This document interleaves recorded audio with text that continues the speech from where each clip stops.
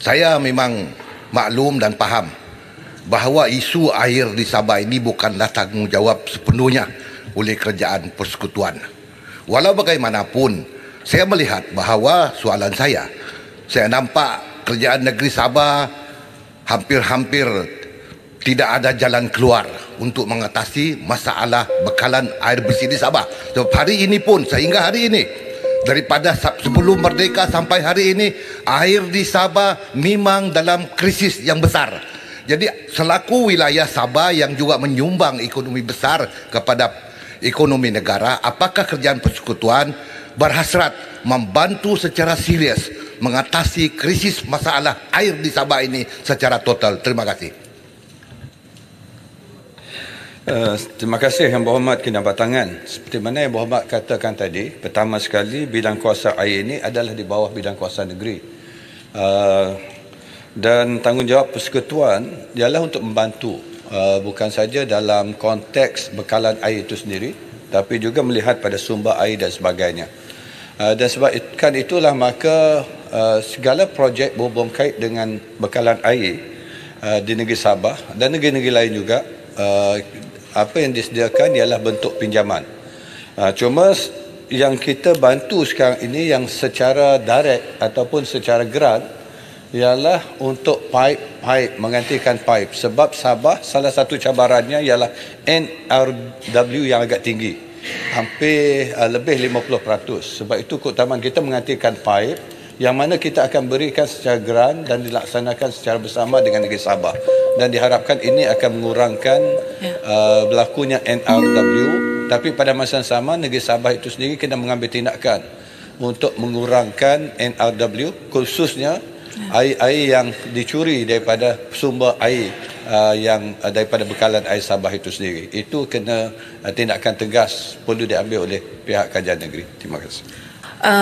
Saya tidak boleh bersuara ini di peringkat negeri kerana saya tahu tadi jawapan Yang Berhormat Timbalan Perdana Menteri, sebab Jabatan Air Negeri Sabah juga sebenarnya yang paling memainkan peranan dalam menguruskan isu air di Sabah ini. Dan saya sangat bersetuju dengan Kinabatangan bahawa isu air di Sabah ini bukan lagi tahap tiada air, it's krisis sudah.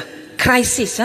Jadi saya ingin tanya Yang Berhormat Timbalan Perdana Menteri, bagaimana kerajaan persekutuan ingin memastikan supaya kerajaan negeri ini bertindak pantas, supaya apa-apa sahaja projek agar dia mengikut due date yang ditetapkan.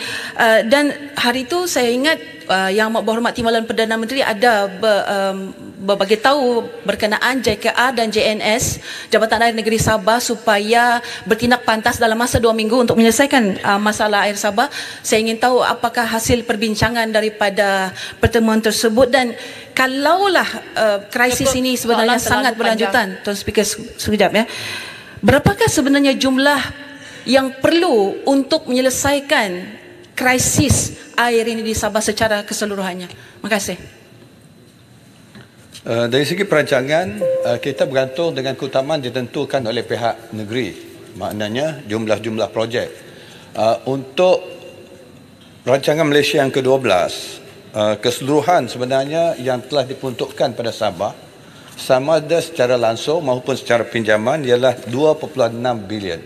Yang mana 4 projek baru di bawah 300 juta yang baru diumumkan, yang ada 11 projek sedang dalam pelaksanaan. Maklumat detail nanti saya boleh kongsikan untuk Yang Berhormat daripada negeri Sabah. Dan khusus isu utama ialah di penambahan kapasiti loji rawatan air Telibok yang saya lawat itu hari. Ini kalau dapat diselesaikan akan menyelesaikan 80% masalah bekalan di kawasan Kota Kinabalu itu sendiri, daripada Tuaran sehingga Kota Kinabalu, termasuklah UMS yang menghadapi masalah tersebut. Alhamdulillah, setelah kita bentukkan task force di antara Kementerian Kerja Raya, khususnya JKA Sabah, dan juga bekalan air di Sabah dan jabatan kita, kita sudah pun kemukakan NOC, Notice of Change, kepada EPU. Dan insyaAllah bila notice of change ini dapat diluluskan, maka projek ini akan dapat diteruskan secepat mungkin. Dan target kita by end of March ini Kalau dapat peruntukan tambahan itu, maka bulan 4 ianya boleh disambung semula untuk menyelesaikan masalah khususnya yang melibatkan jajaran Pen Borneo, di mana kita terpaksa menggunakan laluan tersebut untuk pemasangan pipe. Kalau tidak, ianya terpaksa dialih jauh dengan tambahan kos banyak 200 lebih juta. Tapi alhamdulillah isu itu dah dapat diselesaikan, cuma menunggu kelulusan daripada Kementerian Ekonomi. Terima kasih.